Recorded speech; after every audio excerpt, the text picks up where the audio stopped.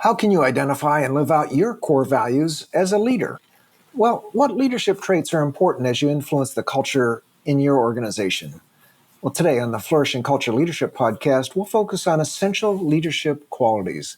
Listen in and learn how you can keep growing as an inspirational leader who spurs others to lead with excellence. Welcome to the Flourishing Culture Leadership Podcast, your home for open, honest, and insightful conversations to help develop your leadership, your team, and build a flourishing workplace culture. Hello, I'm Al Lopez, the co-founder of the Best Christian Workplaces and author of The Road to Flourishing, 8 Keys to Boost Employee Engagement and Well-Being, which was a finalist in the Christian Book Awards. I'm passionate about helping Christian leaders like you create engaged, flourishing workplaces. Today, I'm delighted to welcome Dr. Sam Adeyemi to the Flourishing Culture Leadership Podcast. Sam has several decades of experience in training leaders through the Daystar Leadership Academy. He speaks to leaders around the world and has written the book, Dear Leader, Your Flagship Guide to Successful Leadership. Throughout our conversation, you'll hear Sam talk about the importance of knowing and living your personal and organizational core values, keys to building high morale on your team, 7 trust-building principles for inspirational leadership, and why your brand as an employer makes a difference, and how you can cultivate it, along with, and finally, the importance of self-leadership. I think you're going to love this interview with Sam, but before we dive in, today's podcast is brought to you by BCW's proven Leadership 360 survey, as well as our new personal and group coaching. We help you transform your leadership effectiveness with our stakeholder-based coaching process. Learn more by going to workplaces.org/coaching and check it out today. Well, hello to our new listeners. Thanks for joining us as we honor your investment of time in creating valuable episodes like this. But let me tell you a little bit more about Sam Adeyemi. Currently, Sam is the CEO of Sam Adeyemi GLC, a global leadership consulting company with the mission to raise up high-impact leaders. He founded the Daystar Leadership Program 20 years ago and trains leaders through this venture. I learned about his work when he spoke at the Global Leadership Summit. In fact, he's spoken to the Global Leadership Summit stage twice and continues to speak at GLSs around the world.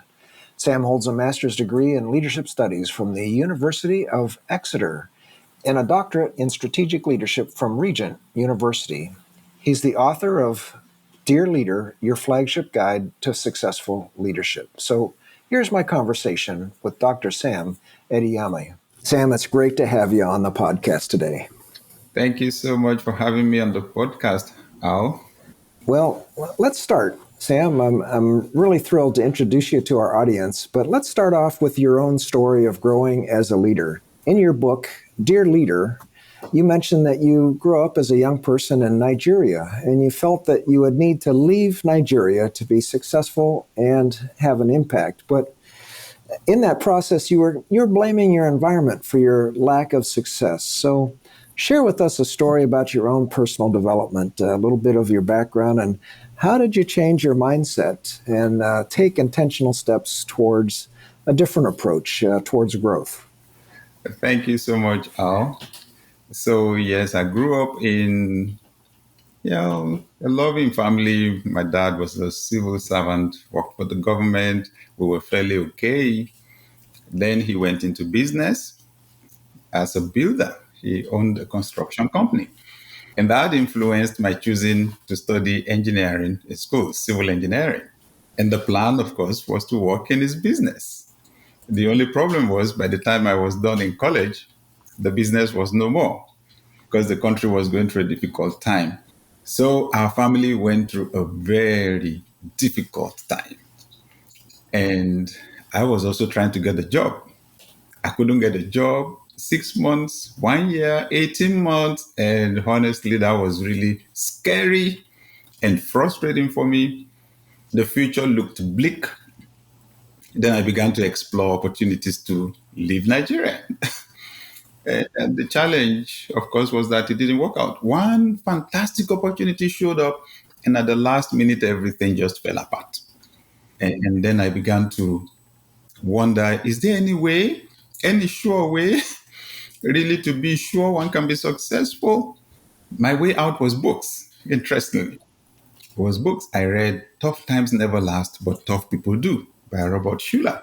And I'll tell you, the one line that had the greatest effect on me in the book said, attitudes are more important than facts. It was like that statement was going to twist my brain. I had to read it over and over and over because facts are facts anyway. Then how do you say attitudes are more important than facts? But eventually I had to settle in and become more comfortable with the fact that what happens inside me is what controls what happens on the outside. So while I was blaming my environment, believing that being in another environment would automatically transform my life, I got to realize that it starts with me. You've got to deal with being before you deal with doing and then having. Most people want to change it the other way around. They want to have, they want to do before they be, but the being has to come first. And honestly, that empowered me because the more I focused on the environment, the more powerless I felt because I was dealing with things I could not control. But once the focus shifted to inside me, then I was dealing with things I can control because then I'm dealing with my thoughts and I'm dealing with my emotions. So that was the game changer. And once I started on that path, there was no stopping for me anymore. It helped me to be less anxious, helped me to be more peaceful, helped me to have more hope, helped me to have more faith. And then an elderly reverend gentleman in my church gave me a book. He said, there's something about you. Read this book, Christian Leadership by Donald S. Altman. That was the first book I would read on leadership. And gratefully, the author said, if you believe that few people are born to lead, everybody else is born to follow, you're on the wrong path. Those ideas are dead. If you read your Bible and you read there that God created us in his own image and God blessed them and gave them dominion, then you've got to agree every human being has capacity to lead. Now, that was difficult for me to take because I'm an introvert and I used to be extremely shy. If you ask somebody to volunteer to lead a group and I was part of the group, I would be the last person to volunteer. But then this author is arguing and saying that I have leadership ability. He listed the qualities of a leader and said, look at them. You will see you have some of them already. The ones you don't have, you can cultivate. So I accepted there that I had leadership potential and I took up the challenge to begin to develop the qualities that I did not have. And honestly, my capacity to influence others just literally exploded. And I haven't stopped. Yeah. Wow.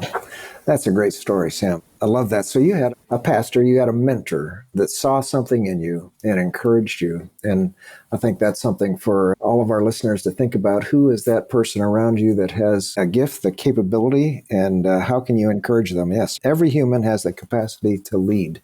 And then it's a matter of developing it from there. Yeah. That's fantastic. Thanks for that story. I remember that book, Tough Times Never Last, Tough People Do. And attitudes are more important than facts, which is hard for an engineer to really grasp, isn't it? Thank you for taking note of that. Yes, yeah. But, so Sam, one of the areas that you emphasize in your leadership and in your books is core values. And you've said in your book, we never rise beyond the capacity of our character because our character is an outward reflection of our true inner workings. Mm-hmm. So what are some of the ways that leaders can identify their core values? I mean, this is something that is really near and dear to me. And practically speaking, how does a leader share those core values with their team and even help their organization embrace their own core values? Right. Thank you.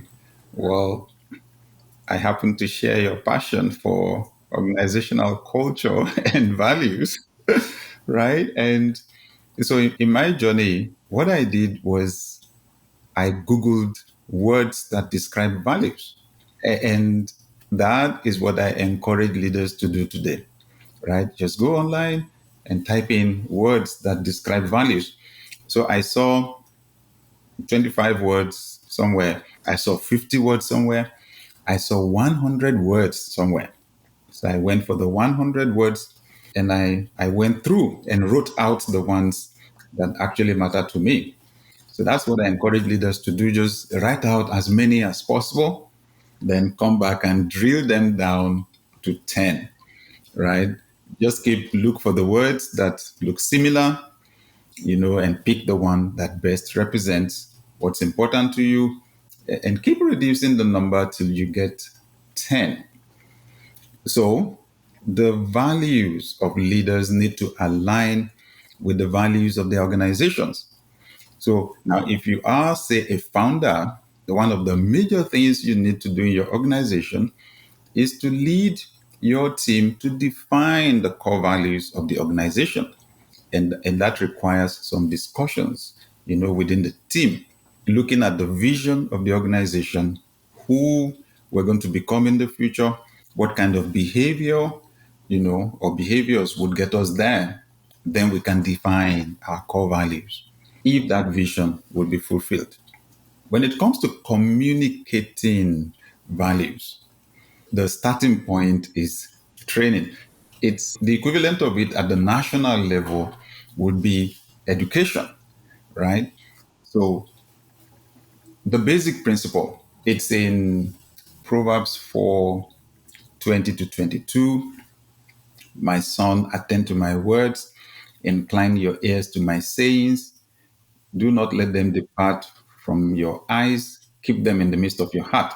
So whatever we see and hear consistently over time will enter the heart. And once it gets into the heart, it puts our lives on autopilot. So leaders need to leverage that principle. That's the principle that drives the media, it drives the entertainment industry. So leaders, therefore, need to have structured training that takes people from one level of commitment to the other, one level of understanding to the other, so that people have a good grasp of the vision of the organization, the mission, and the core values, and the structure and the culture of the organization. People need to imbibe it. Next to that formal structure is the informal training. Leaders need to describe their vision at every opportunity, the vision, the mission, and the core values. We've got to be talking at every opportunity.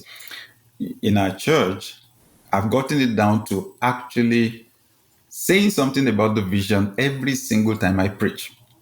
Because I found out it's one thing for me to be a good preacher and teacher, it's another thing for me to be a good leader.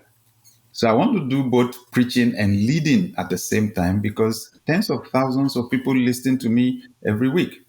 So I found out I can do good preaching, they can enjoy it, and yet they can all be pulling in different directions. If I'm going to be moving everybody in the same direction, then I need to describe the vision that gives them the strong why for everything we do. Then the core values. I pick the core values one at a time to describe them. I encourage, when it comes to communication, leaders must leverage storytelling. Every leader has got to be a good storyteller. Again, Jesus Christ is a fantastic model because they said is that he said nothing to the crowd without an illustration or without a parable. Stories have a way of bypassing people's rational thinking to connect with them at a deep level and to influence their beliefs and decisions. For a church, I would definitely understand. Pick a Bible story to represent each of the values, that you're pushing. Then pick contemporary stories from your staff. So if somebody does something that aligns with a value, repeat the story, right? Repeat the story again and again. Some of the stories you turn into legends. Even long after somebody's left the organization, you can be repeating the story. The next thing, of course, is that leaders have got to model. We've got to model the values. Our own behavior has got to be in alignment with the values. When our behavior is not in alignment, it communicates to people, well, the core values are nice to have, you know, and they're good for paper and good to have on the wall and in the magazine, but they're not actually to be practiced. So there's a heavy responsibility on us as leaders to model, the values that we want to see. I also recommend structure and infrastructure. Let me put it that way. The environment shapes our behavior. I'm in my study now, and there's only one door into the study. And that has controlled how I get into this room, how I get in and get out. Now, if we close up that wall and open up the door somewhere else, that changes how I come in and go out. So leaders should pay attention to the environment, attention to the structure of the organizational chart of the organization, the flow of authority, and how people use their authority, the flow of communication within the organization. These things influence how things are done, how decisions are made. And before you know it, what was new becomes a normal part of our lives. And then the people in the organization can always tell those just coming in, oh, we don't do things like that here. This is how we do it. Yeah, it's always great when somebody is repeating the stories that you've told and they become their stories and not just your stories when it comes to values. Yeah, and I encourage all of our leaders. That's just such great advice. Start with personal values.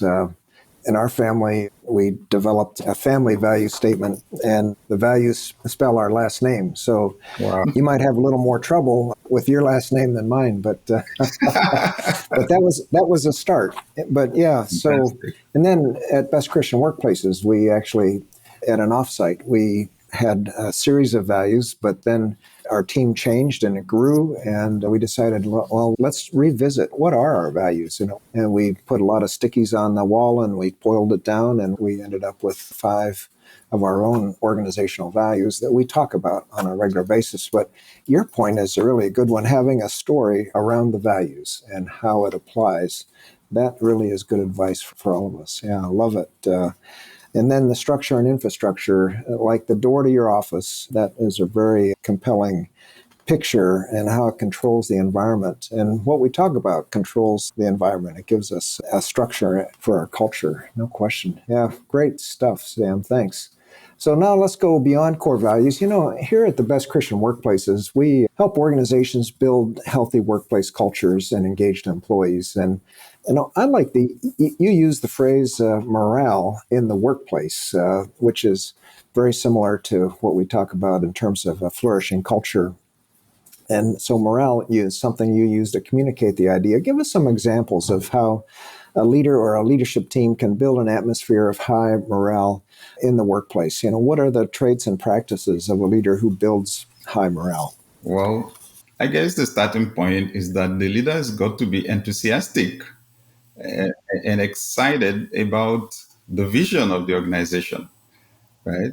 The leader has got to show up every day excited, showing up. You know, Enthusiasm is contagious. So if the leader is not excited about the job, that also is going to be contagious. So the leader has got to have a high morale, themselves. And then the big word, trust. The leader has got to be trustworthy. People have got to believe in the leader, and then with that, they can believe in the words of the leader. A leader has got to be trustworthy. That requires for the leader to be honest, to be transparent. And I say to people, especially in in a Christian organization like a church or a ministry, I say, look, people don't expect us to be perfect. They just expect us to be perfectly honest, right? So once they know that, okay, even when we make a mistake, we're going to own up to it, then they can trust us. What kills morale? One thing that kills morale is hypocrisy.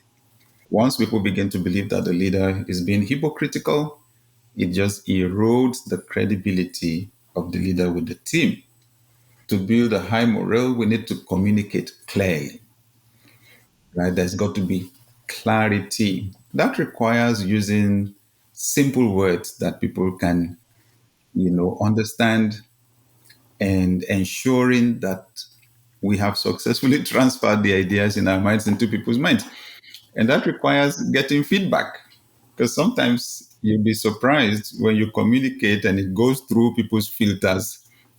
What they get at their end could be very different.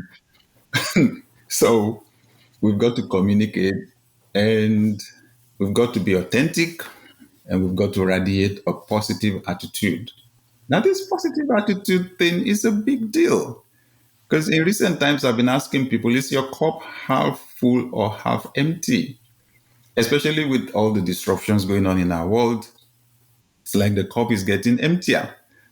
And when people focus on the emptiness in the cup, focus on what they don't have, focus on what they can't do, it produces negative emotions, produces fear, produces doubt, produces anxiety. There's a lot of depression going on in our world. But when you focus on the fullness in the cup, that is what you have, right? What you can do at the moment, it builds feelings of hope, feelings of faith, and that becomes a foundation for building. When I look at some of the miracles in the Bible, it's amazing. Actually, that is what they communicate. A widow and her son are down to their last meal. And when Elijah, the prophet, shows up, he says, actually, that's all God needs. We can build from that, right? And we can be sure you won't lack all through the famine. Christ wanted to feed the crowd. What do you have? Oh, we don't have. That's what the disciples say, focusing on what they don't have. He said, okay, but there's a boy here. He has 5 loaves of bread and 2 fishes. Is exactly, that's how God works. It doesn't matter what we don't have. What we have is what God can use to create, the next level. So I say, maintaining a positive attitude in the team, it's absolutely important. Checking the vocabulary in the team. If people are making negative statements, the leader needs to step in and to shift their perspective, and to make sure the conversations are positive. And with that, finally, I would say creativity, being creative and encouraging creativity and innovation, because we can always invent new levels. We can always imagine new levels. Since we're being positive here anyway, then we can see possibilities. And leaders actually need to allow the ideas to bubble up, encourage innovation. When innovation is a part of the culture, then this feeling that we could be stranded would not be permissible in the team. Yeah, it will not prevail over the team. I trust you're enjoying our podcast today. We'll be right back after an important word for leaders. Are you a leader searching for ways to enhance your organization's workplace culture and foster employee engagement? Well, we have just the solution for you. It's our proven Best Christian Workplaces Employee Engagement Survey for the Christian-led workplace. Picture this: your organization radiating with a renewed sense of purpose, where employees are excited to come to work every day. With our Employee Engagement Survey, you'll gain powerful insights into the heart of your organization. Discover hidden strengths, uncover areas for improvement, and unlock the full potential of your team. But that's not all. By conducting the survey, you'll see productivity skyrocket, increased job satisfaction, and decreased turnover rates. Imagine the impact on your mission as your team unites around a shared vision, driven by purpose and fueled by a positive workplace culture. Your organization will become a beacon of light, inspiring others with its exceptional leadership. Don't wait any longer to create a flourishing workplace. Visit our website at workplaces.org and ask for the Employee Engagement Survey Sample Report today. Take the first step towards transforming your organization into a thriving, purpose-driven powerhouse. Together, let's build a workplace culture that honors God and empowers your team to flourish. Welcome back to my conversation with Sam. Sam, this is fantastic. Yeah, I love your responses. First of all, leader must be excited. Here's a checklist for all of our listeners. Are you excited? Are you coming to work excited today? Do you have a positive attitude? Are you trustworthy? And how do you know? And you were saying, well, that requires feedback. And that means that you're asking questions and actually in communication with your team, maybe getting some really good feedback. I like to say feedback is a breakfast of champions. Sometimes it doesn't taste so good, but it's good for you. And yeah, not being hypocritical is key to building high morale. Not, you know, not saying one thing and doing another, but following through with integrity. Yes, absolutely. And asking that question, is your cup full or empty? And really checking vocabulary was a great theme. Thanks. And then when you have a culture based on trust, then people are willing to engage in creativity and innovation. If there's a lot of fear in the culture, then they're afraid to take a risk or take a step that might result in an unexpected outcome. So, yeah, really great. Thanks, Sam. Yeah. So, in our years of surveying at the Best Christian Workplace, our employee engagement survey results say that trust is a key attribute for what we call inspirational leadership. We describe there's eight keys to build employee engagement and well-being. So how do leaders build trust? This is something we talk with our ministry partners about a lot. And not only that, but what are some of the pitfalls that destroy trust in leadership? Well, trust is a big word in leadership because some people said leadership is moving people from point A to point B. And the point is, they're not going to follow you from A to B if they don't trust you, right? So I say that we can build trust as leaders primarily first by being authentic, by being real, by being transparent, by being honest. And then there's this second dimension that is just also so big, showing empathy. Well, the big word is love. People don't want to hear that in the corporate setting these days because of the colorations that have been given the word.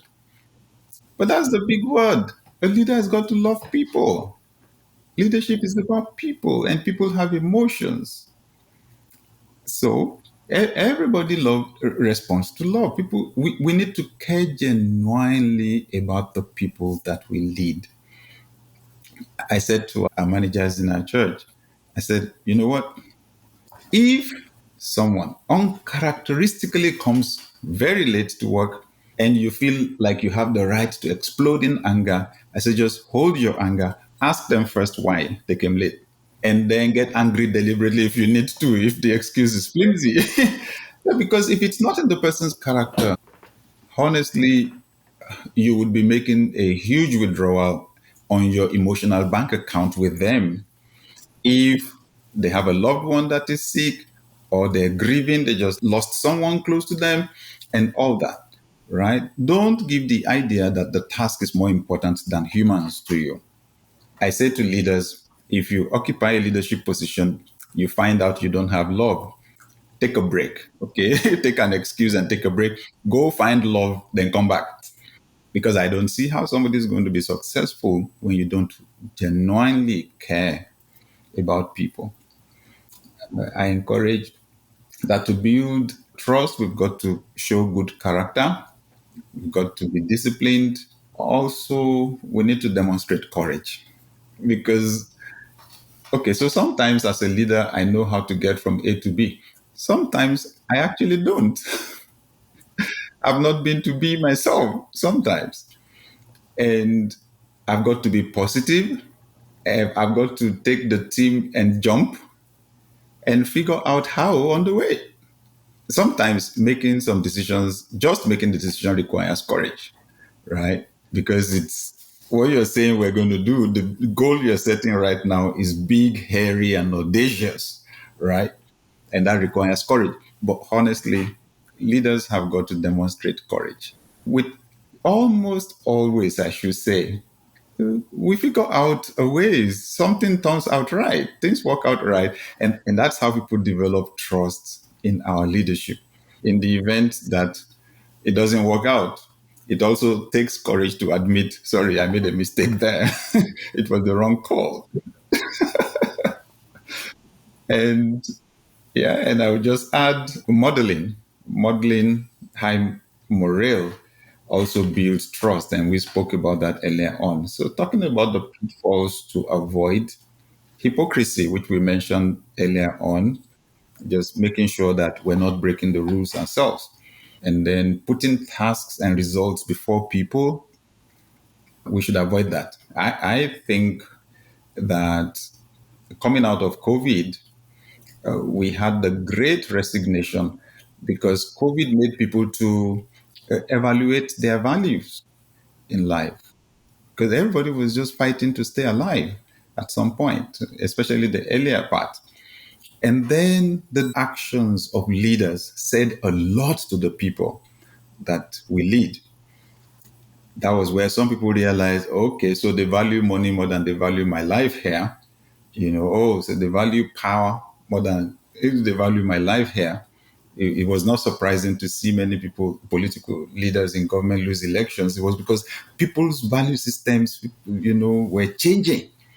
And some people were thinking, oh my God, okay, since they're not thinking for me here, I have to think for myself. I have to plan for my life now. People were making decisions. So putting tasks and results before people is a pitfall when it comes to trust in leadership. And finally, not listening to our subordinates. People need to feel heard because that's one primary way they feel that they're contributing to the success of the workplace. So we've got to listen to people. Well, I think we've got a book right here. Dr. Sam Adeyemi's, let's see, I count at least 7 or 8 keys to building trust and leadership, from being authentic, real, and honest to showing empathy and love. And yes, love is a key. Good character, being courageous, modeling high morale, putting people before tasks, and then listening to subordinates. Listening, such an important part to the whole process. Thank you. That's very good, and I appreciate it. Yeah. Well, Sam, also, you talk about branding for talent to make sure an organization is known for being a great place to work as part of your writing, and I couldn't agree more. So tell me about why it's important to be known for having a great workplace culture. Can you give some examples how a leader can cultivate this brand in their organization? And of course, we let organizations and give them recognition for being a certified best Christian workplace. So that's like branding for talent. So give us your thoughts again on this branding for talent concept. Thank you so much. Now, that is awesome that you recognize organizations for being good workplaces, right? I think the basic thing is that human capital is the greatest asset for any organization. And of course, most times we don't put them on the asset register, but humans are the greatest asset. So having a reputation for being a place that frustrates human potential is damaging to the reputation of an organization. If we're unable to attract high quality people, that's going to ultimately affect our output. It's going to affect our productivity. It's going to affect our results. So it's so important for the perception of people to be that our organization is a great place for someone to work. In my leadership, especially in church, we have various units. And then when people volunteer, I would see people excited to move to certain units or departments. And then they're not so excited about working in some departments. And I found out it all comes to leadership. It's the leader, right? So that perception is just important. This is a great place to be in. The morale is high. People are happy to be there. And, I'll be able to express my talents and my skills here. I think that is huge for an organization. To cultivate such a positive brand, my recommendation would be first, the organization has got to live out its values. The leaders have got to live out the values of the organization. Those core values have got to be beyond cliches. If you say excellence is your core value, then the excellence, people have got to feel it. They've got to experience it. If you say exceptional customer service is one of our core values, then when people come, they've got to have the experience of their life. So we've got to align decisions and actions with our core values. And then as we've got to be authentic, that's important. And then I recommend valuing talents across generations. These days, the one thing that is creating challenges for organizations is the fact that we're having a multi-generational workplace and you're having 3, 4 generations in the same office. And honestly, the changes across generations is so deep that it's practically like people living on different planets trying to communicate with one another. I was on a flight some few years back and right here in the US, and I got talking to the gentleman sitting next to me, and he thought to be an engineer like myself. And then about my age. So he said, "What do you think about the workplace of these days?" He said, "These young people don't like to work like we did." He said, they want to come at the exact time they should resume. He said, and they can't wait to go at the official closing time. He said, when we were young like them, we started work at 9, but closing time was when the work was done, not 5. So I said, I understand what you're saying. I said, you know what I observed about them? I said, it looks like for us, work was life. And then whatever extra time we had, we took care of other things. I said, for them, seems to me like entertainment is life and work is what they do to fund life, right? So when you look at it, it's not a matter of right or wrong. It's just a shift in values. That's all. And we've got to be able to accommodate that. Now, another story. This was in Nigeria. This organization employed this young man to be a graphic artist. On the day he was to resume, he did not show up. So the head of HR called him, said, "Excuse me, are you aware you should be showing up today and resuming?" He said, "Yes." "So why are we not seeing you?" The guy said, "Where?" At the office. He said, "At the office? What do you want me to come do at your office? You employed me to be a graphic artist. I'm expecting you to send me my job, send me work to do. I do the job, I send it back to you, that's fine. What do I need to do in the office?" And the head of HR was stunned, right? So to this young person, work does not equate to going to the office. Work is the laptop. And then you tell me what to do, I do it, I send it back to you. That's his definition of work.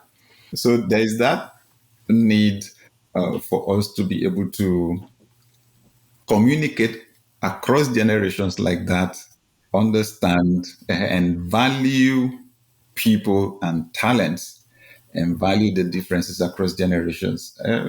It's also important to deliberately set employees up for success. It's just a matter of attitude. People have got to feel it. They're not here just to use me to achieve their own goals. They actually they want me to succeed. So I say to the average person that resumes work in our organizations, the greatest rewards you will get for working with us will not be your salaries. It will be the person you become in the process of serving with us. So tell me your vision so that in working with us, you help the organization to go where it wants to go. At the same time, we will be helping you to go where you want to go. It's important also that we focus on strengths and not on weaknesses. That has to be an organizational attitude that we let people know we cultivate stars here. And that happens when we focus on people's strengths. Everybody has weaknesses, but if we all focus on our weaknesses, people will be demoralized. All right. So encourage, we continue to protect that brand image, and then we use the stories of our people to humanize our brand. Cultivating a brand. That's fantastic. Yeah. And very effective. Yeah. Living the values, being authentic, valuing talent across generations. And those are great stories. I know many of us can relate to those experiences and the differences by generation. Absolutely. But really thinking, focusing on how do we set people up for success and focusing on their strengths. All That's great advice for each of our listeners to reflect how are we doing that in our own organizations. So let's talk a little bit about how a leader can encourage new ideas in their organization, something you've written about. You mentioned that younger employees in Nigeria might be discouraged from sharing new ideas because the culture emphasizes respect for elders. And as an elder, I really like that idea. Now, but that's true in some settings around the world. But it seems that like Gen Z, millennial employees in the U.S. come into an organization, wanted to share ideas and have influence really from the beginning. So what gets in the way of leaders becoming open to new ideas bubbling up from their staff that we've often heard ourselves? How can leaders encourage the open sharing of ideas and learning from people throughout their organization? Thank you. Now, that's a big issue there in the sense that leaders are usually people who have become successful, using certain methods and tools. And they've developed trust in their own methods and principles and those tools. Even people, certain people, they've developed trust working with certain people. So it then becomes risky, experimenting with new ideas. So the challenge of old age, they say, is prejudice. It's the fact that we have our own tested methods and our minds are made up. We have things we've tried before, they did not work, our minds are made up about them. So when young people are coming with their new ideas, because we're not used to them, it's easy to discard them. However, the younger generation that is growing up sees the world through different eyes. Let's put it that way, right? Some of the stories that my wife and I share with our children right now, they can't even relate with those stories. They find it difficult to imagine you not having a mobile phone, right? And social media, it's like, but how? But how? They have no reference point. So, and we can't blame them for not being around 20, 30 years ago, right? We've got to communicate with them using their own frame of reference. What we have to admit also is new innovations bring greater efficiency, right? So they have faster ways of doing things. That's the truth. And we've got to learn to rely on them. So I would say leaders therefore need to pay attention to the relationship within their teams. If you lead a meeting, you don't allow a few people to dominate the conversation. We brought a strategy consultant to do some sessions with the top leaders at our church in Nigeria some 9 years ago. The church was clocking 20. And we said, okay, come help us explore the next 20 years. So the consultant said, okay, your target is young adults, right? We said, yes. He said, what do you think gets their attention the most right now? Oh, we said it's entertainment, it's music and movies. He said, fine. So do you have a good choir, good music in your church? We said, yes. He said, do you have any videos of your choir on the homepage on your website? We said, no. So he said, so what do you want them to come to do on your website? Do you have a good drama group? We said, oh, yeah. Do you have any of the clips of their drama plays on your website? We said, no. Then we had two teenagers in the room. One of them said, excuse me, I've been saying it. I've been saying it. They've not been listening to me. So the consultant said, you know what? Can you help me to get more of these young people here in this room? I think they are the ones that will understand what I'm saying more. You guys have done fantastically well. 20 years, we conducted a survey on people who don't come to your church. They love what you're doing. But you asked us to discuss the next 20 years, right? So I would say at the personal level, older leaders need to have flexibility in our thinking. I remember what Jesus Christ said. You don't pour new wine into old wine bottles. He said, the wine bottles will break, the wine will be spilled. So I was having this discussion with the leaders of a church, and you had the older pastors, you had the young people. There was this question: what do you do? We're having conflict between the two generations. What do we do? I said, if you were God and you wanted to discuss your ideas of what you want to do for the next 50 years with someone, who would you rather discuss with, the 70-year-old or the 17-year-old? And everybody in the room was laughing because they got my point. So I said the point is, if the older generation doesn't listen to the younger one, we are at the risk of actually missing out on what God is planning to do next. So we need to have flexibility. We need to encourage open sharing of ideas. We need to ensure some few people are not dominating the whole conversation, that we let young people in the room also speak up. That's great. Yeah, thanks. Well, at the end of your book, you have a section calling leaders to a commitment of personal responsibility. And I wanted to get to this before we finished. This highlights the importance of self-leadership for someone to be effective over the long haul. And, I think I've said this on the podcast before, self-leadership is really the beginning before we can start to lead others. So for your leaders today, what would you call how would you call them to commit to in terms of taking responsibility for their lives and leadership? Thank you. What I did in my book, Dear Leader, Your Flagship Guide to Successful Leadership, is to invite leaders to be responsible for the use of their time, for the use of their money, for the status of their relationships, and for creating their own experiences. Because, like you said, leadership actually begins with self leadership. I was trying to find out how leaders are made.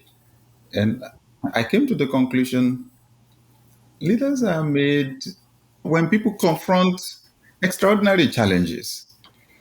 In the process of overcoming those challenges, they change their thinking, and they become better people, right? And in overcoming those challenges, they then become sources of inspiration to other people. So, confronting your own issues, setting your own goals, doing whatever you need to do to achieve those goals, that's where the leader is made. And I'm saying you've got to take responsibility for how you use your time, how you use your money, how you cultivate relationships. Gratefully, Jesus Christ put the responsibility on you. That whatever it is you want men to do to you, you've got to initiate. You want them to smile, you smile at them. So you do it first, right? And then creating your own experiences. You got to ask yourself, what kind of a life do I really want to live? And then you set goals and take practical steps to create that life. Yeah. Creating your own experiences. I have not heard it say that way, but that's a great way to describe it. And you're the one and it's your own decisions that help you to kind of move forward and create your own experiences. Yeah. Well, this has been a great conversation. I just think back, starting with our discussion around core values. Then we talked a lot about building high morale. We talked about the foundations of trust, how we need to focus on branding, having a great workplace, how we bring new ideas to the forefront in our organizations and self-leadership. Boy, this has just been a great conversation, Sam. Thanks so much. Is there anything you'd like to add that we've talked about? Well, thank you so much for having me on this podcast first. This has been quite an interesting discussion. And I would like to add that everywhere I go right now, I keep emphasizing, based on my experience, that everyone can lead. Everyone can lead. A friend of mine said to me some time ago, look, they were about to play the Super Bowl. He said, this is the team that is going to win. I said, why? He said, the team with the better bench strength always wins. I thought, wow. And since then, I found that principle to be consistent.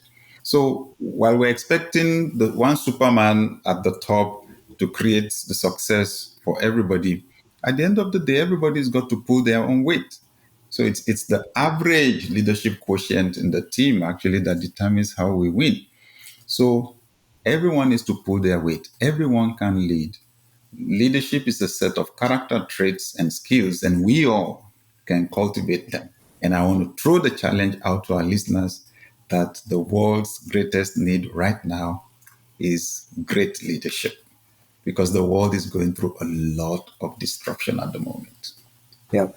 Amen, Sam. So thanks so much. I've loved our discussion today, and I've really loved your contribution. So I appreciate your commitment to training leaders who live out their calling and experience. And so thanks for taking your time today to speak into the lives of so many of our leaders. Thanks, Sam. Thank you very much, Al, for having me here on the podcast, and thank you for the work you do. Thanks so much for listening to my conversation. I hope you enjoyed it as much as I did. And you can find ways to connect with Sam and links to everything we talked about in the show notes and transcript at workplaces.org/podcast.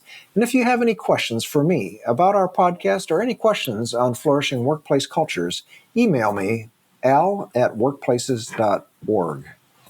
And leaders, if you want to improve your leadership, expand your organization's impact for good, and see greater faithfulness in our broader culture, help us achieve our goal to see more Christian-led workplaces on the road to flourishing. To help, please share this podcast with another leader or launch a project in your own organization to discover and improve the health of your workplace culture. And if you're interested in learning more, go to workplaces.org and request a sample report. The Flourishing Culture Leadership Podcast is sponsored by Best Christian Workplaces. If you need support building a flourishing workplace culture, please visit workplaces.org for more information. We'll see you again next week for more valuable content to help you develop strong leaders and build a flourishing workplace culture.